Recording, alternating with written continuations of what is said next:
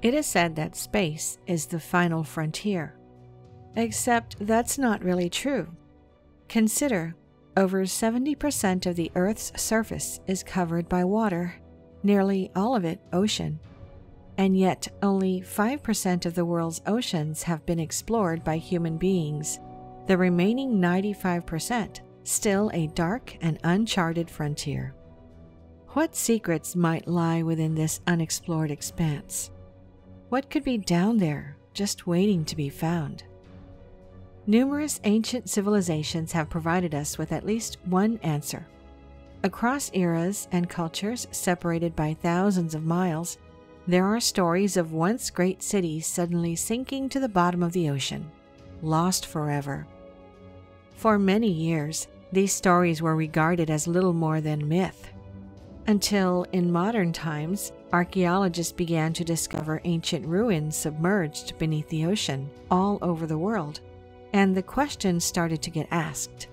Could these ruins be evidence of the advanced prehistoric super cities spoken about by the ancients? Or maybe they are evidence of something more, something out of this world. We'd like to thank ExpressVPN for sponsoring this video. ExpressVPN presents the fastest speeds compared to other VPN providers, and it's really easy to use. Using the most advanced encryption, ExpressVPN can protect your privacy and anonymity with just one click, while also unlocking content that is unavailable in some countries. For example, the TV show Parts Unknown is unavailable on Netflix for the United States. Simply changing my location to the United Kingdom and connecting unlocks the show and allows me to watch it freely. Don't allow your personal information to be stolen. And if you have some questions, they have a 24/7 customer support live chat, which means your questions will be answered within seconds, not hours. Learn how to get 3 months free of the best VPN provider on the market. Visit expressvpn.com/universe inside you. About 15 years ago, I heard about some American soldiers from a submarine group going into a bar in Cuba and shooting off their mouths about an underwater ancient city they found off the coast of Cuba. They said it had hundreds of buildings and was incredibly intact. They also said they saw numerous pyramids in it. Today, I actually seem to have found part of it. These were the words of popular author and YouTuber Scott C. Waring in mid-2020.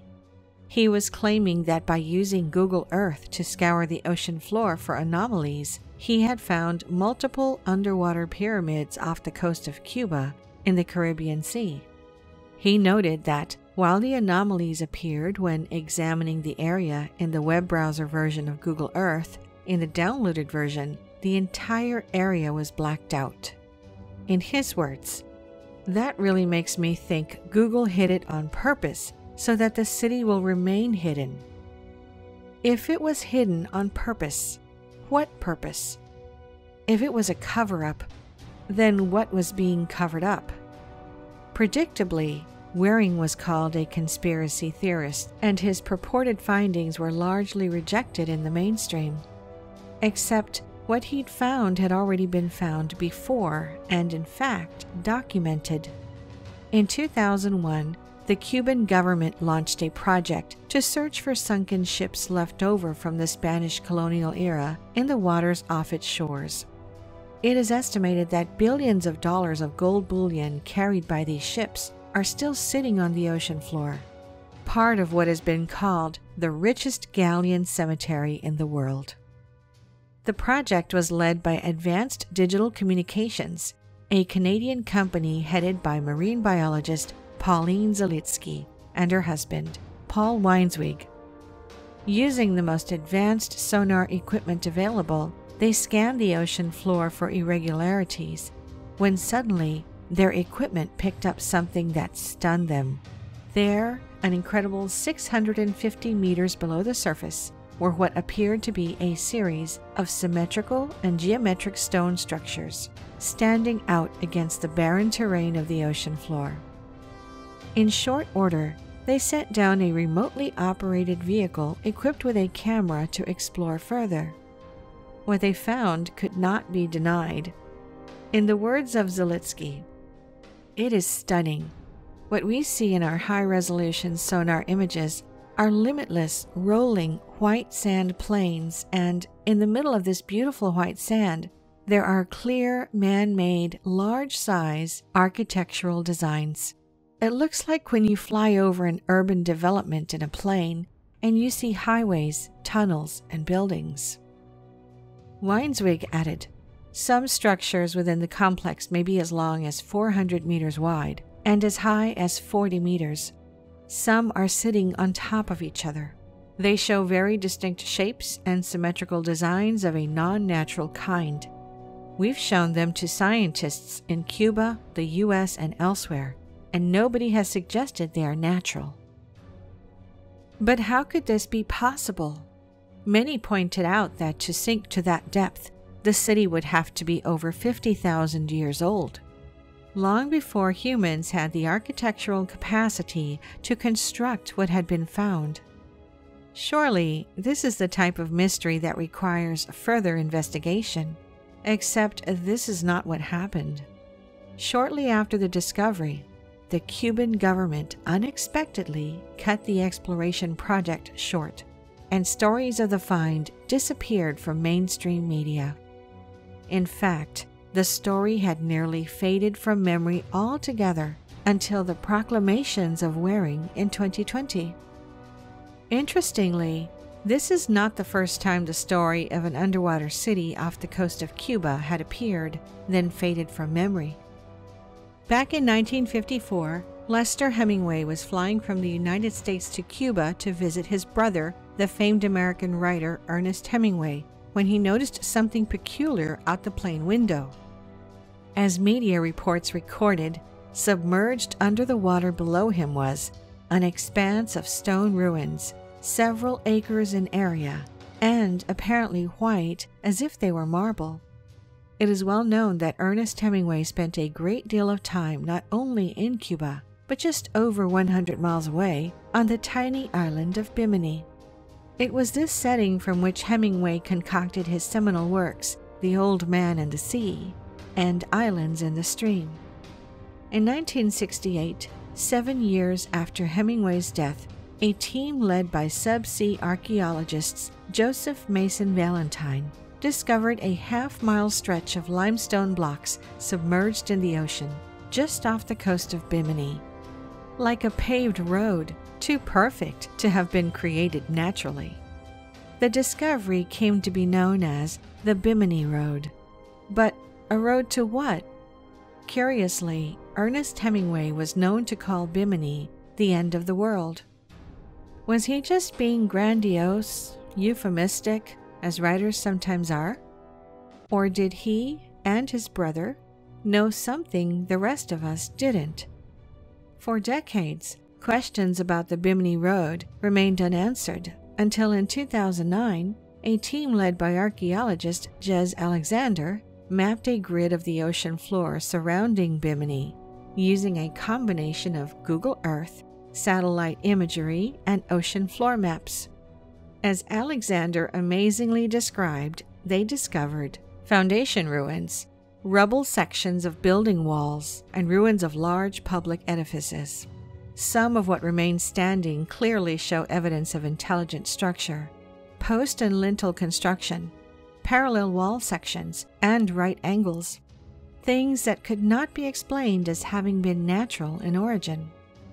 Just like off the shores of Cuba, it appeared they discovered the submerged ruins of an ancient city. Could this really be true? Could deep below the ocean waves lie ancient cities from a prehistoric past? And if so, what could these forgotten cities tell us about human history? Nearly 2,500 years ago, the legendary Greek philosopher Plato penned one of his most long-standing and most notorious works. It told a story of the lost continent of Atlantis. According to Plato, Atlantis was an advanced island civilization which had existed many centuries before the ancient Greeks. Its continent was an island larger than Libya and Asia Minor put together, located just beyond the Pillars of Hercules, meaning beyond the Strait of Gibraltar, somewhere in the Atlantic Ocean. The fate of this mighty civilization is described by Plato in his dramatic conclusion to the story. There occurred violent earthquakes and floods, and in a single day and night of misfortune, all your warlike men in a body sank into the earth, and the island of Atlantis in like manner disappeared in the depths of the sea. Despite its eloquence, this story may have been remembered as little more than another of Plato's rhetorical tools, rather than a historical possibility, if not for the work of U.S. Congressman Ignatius L. Donnelly. In 1882, Donnelly published The Antediluvian World, in which he hypothesized that Atlantis was not only real, but that it was a civilization that populated much of the ancient world. According to Donnelly, Atlantis inspired Greek, African, Indian, and Scandinavian myths, as well as those among the native tribes of the Americas. For his work, Donnelly is credited with starting the modern search for Atlantis. In the 1930s, this search led American psychic Edgar Cayce to claim he knew where Atlantis was and when it would be discovered. Stunningly, in hindsight, he declared that Atlantis was near the small and then unknown island of Bimini, and that it would be discovered in 1968 or 1969. Of course, 1968 was the year the Bimini Road was found. Could it be that this road is, in fact, the road to Atlantis? And were the ancient ruins found around Bimini in 2009 the borders of this ancient lost continent? Was this what Hemingway meant by the end of the world? Perhaps, but perhaps not. It seems that any time something unusual is found at the bottom of the ocean, claims of Atlantis appear. And the more that humans explore Earth's uncharted waters, the more common these types of incredible discoveries become. In 2013, an unassuming Portuguese fisherman named Diocleciano Silva was searching for fish between the islands of São Miguel and Terceira, some 900 miles west of the Portuguese capital of Lisbon, in the middle of the Atlantic Ocean. As his sonar system scanned the water, it picked up something which shocked the humble fisherman.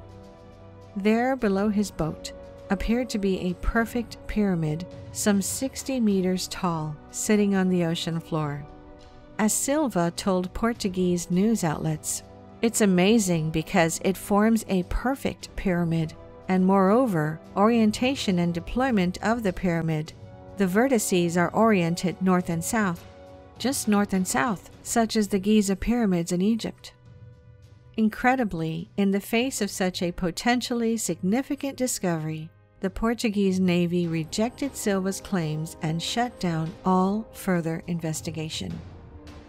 However, they did not shut down the imagination of those who had heard the story, particularly when the admiral in charge of the area gave a rare interview in which he proclaimed that even the Navy did not have enough information about the structure to say definitively what it was.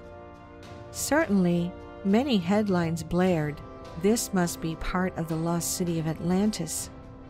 Then, in 2016, a new and even more bizarre underwater discovery captured attention. Some 45 miles off the coast of Mexico, in the Bay of California, it seemed that Google Earth revealed a monumental expanse of linear lines and massive outlines, reminiscent of the mysterious Nazca lines in Peru. Some asserted that the lines designated an enormous underwater pyramid, many miles across. One of those was Scott C. Waring, who ruminated, "An 8.5-mile pyramid, biggest the world has ever known, and it's right off Mexico." Others asserted that the structure cannot be a natural formation, while Waring himself proclaimed there was a 100% chance of it being an intelligently made structure. Again, the headlines announced, "We must surely have found Atlantis." In late 2016, NASA's Operation Icebridge used remote sensing photography to create a three-dimensional view of what was under the mile-thick sheet of ice that covers the Arctic and Antarctic continents. Remarkably, the 3D constructions of Antarctica appear to show the remains of settlement under the ice, unknown land masses, and mysterious structures, some as big as the Eiffel Tower. Could this be the lost city of Atlantis, not sunk to the bottom of the ocean, but encased in ice? Obviously, mysterious ruins hidden in the ice of Antarctica or submerged in the water around Cuba, Bimini, Mexico, and Portugal cannot all be Atlantis. But that's just the point. If not Atlantis, then what are they?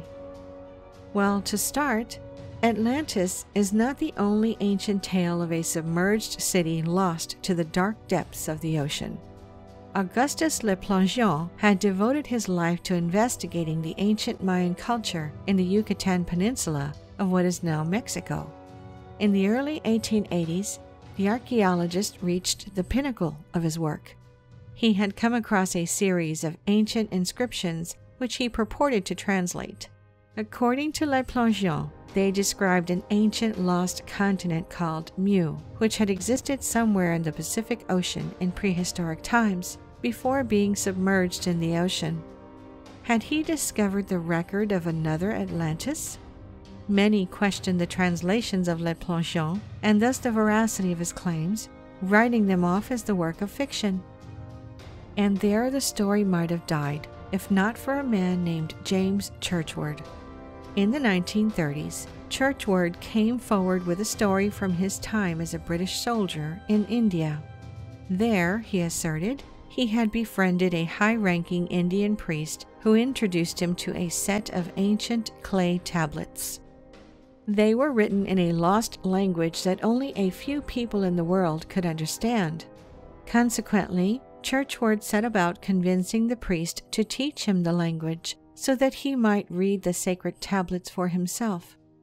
After some time, he was able to read them, and to his amazement, they told an astounding tale. According to Churchward, they spoke of an ancient lost continent in the Pacific Ocean, which had existed some 50,000 years ago. It was named Mu, stretching some 3,000 miles from north to south and 5,000 miles from east to west. The vast continent was purportedly home to 64 million people, before suddenly sinking to the bottom of the ocean and disappearing. Like Le Plongeon, Churchward's claims were met with skepticism. Surely there could not be some sort of lost civilization at the bottom of the Pacific Ocean. Or could there? One day in 1986, a Japanese diver named Kihachiro Arataki was enjoying his favorite pastime, exploring the seafloor off the coast of Japan. On this particular day, Arataki was driving around Yonaguni Island, some 60 miles east of Taiwan, when he came across something he couldn't believe. There beneath him were what appeared to be the ruins of a sunken city. There were castles, roads, monuments, a pyramid, even a stadium. Immediately, a group of scientists led by Masaaki Kimura rushed to the area to investigate. In the years that followed, Kimura identified numerous structures at the Yonaguni site, and amazingly, additional structures some 300 miles further into the ocean around the island of Okinawa. At both sites, he and his team noted walls constructed at right angles, hexagonal columns, even an underwater road, all displaying an unbelievable symmetry. Some expressed skepticism that perhaps what Kimura was finding were not ruins, but actually just natural formations, until his team began to uncover carvings of animals and people, even a face which seemed eerily similar to the Moai heads of Easter Island. I think it's very difficult to explain away their origin as being purely natural because of the vast amount of evidence of man's influence on the structures, Kimura explained. Could this really be the outskirts of a lost continent called Mu? More importantly, if ancient stories of Mu and Atlantis were true, how would this change our understanding of human history? In 1963, An investigation launched by the Indian government's Department of Archaeology discovered what appeared to be the remnants of a sunken city in the Bay of Cambay, off India's Saurashtra coast. Exploration in the murky waters was difficult, but by the late 1970s, the Marine Archaeological Unit of India had started underwater excavations, bringing up bits and pieces of pottery, jewelry, and other artifacts dated at over 3,500 years old. As time passed and technology advanced, so too did the exploration become more robust, until in 2002, India's National Institute of Ocean Technology discovered a series of structures further out into the bay, some 40 meters below the surface. Archaeologists descended, discovering sections of walls and buildings, sculptures, even human bones and teeth, the ruins of a vast city many miles long. Most incredibly, the artifacts were dated at nearly 10,000 years old, predating the ancient Egyptians by thousands of years. To many familiar with ancient Indian tradition, the meaning of this discovery was obvious. It meant that the ancient stories of Lord Krishna were true. According to the Mahabharata, a fundamental epic in Indian tradition, as well as many other ancient texts, Krishna fled the Indian continent to escape a never-ending cycle of war between his people and their neighbors. With the help of the god Vishwakarma, Krishna founded the island city of Dwarka. There, an advanced civilization lived amongst 700,000 palaces made of gold, silver, and precious stones. Incredible structures which, as written in the Harivansha, almost touched the sky and could be seen everywhere like clouds. According to the ancient texts, after Krishna's death, the city and its advanced civilization sank into the ocean. There are many who believe that the modern discovery of an ancient underwater city confirms the stories of Krishna are not myth, but historical records. If this is true, then what would it mean for our understanding of humanity's pasts? As the BBC suggested, the remains of what has been described as a huge lost city may force historians and archaeologists to radically reconsider their view of ancient human history. But how? It's not just that a 10,000-year-old Indian civilization would throw our understanding of where civilization started in disarray. It goes much deeper than that. Consider if the ancient texts are telling the truth about Krishna's mystical city of Dwarka. What else might they be telling the truth about? Look back through the story of Krishna to his time of conflict prior to founding Dwarka. There, a battle against a leader named Shalva is particularly notable. According to the texts, Shalva attacked Krishna in some sort of flying machine, unleashing what appears to be an energy weapon, projectiles described as bolts of lightning. In response, Krishna responds with a weapon bright as the sun in the sky, killing Shalva and wiping out his army in one fell swoop. Here, the ancient Indian texts read like the pages of science fiction. Shalva, armed with a UFO that shoots lasers, and Krishna with some sort of ancient nuclear weapon. But if the story of Dwarka is true, could this be as well? And if so, how would the ancients have come to be in possession of this type of advanced technology and weaponry? There are some who suggest the answer is contained within the records of ancient cultures all over the world. Consider from the Sumerians and Egyptians to the native tribes in the Americas, to the ancient civilizations of India, Asia, and beyond. All told stories of gods coming from the sky and bringing humans advanced technology and knowledge.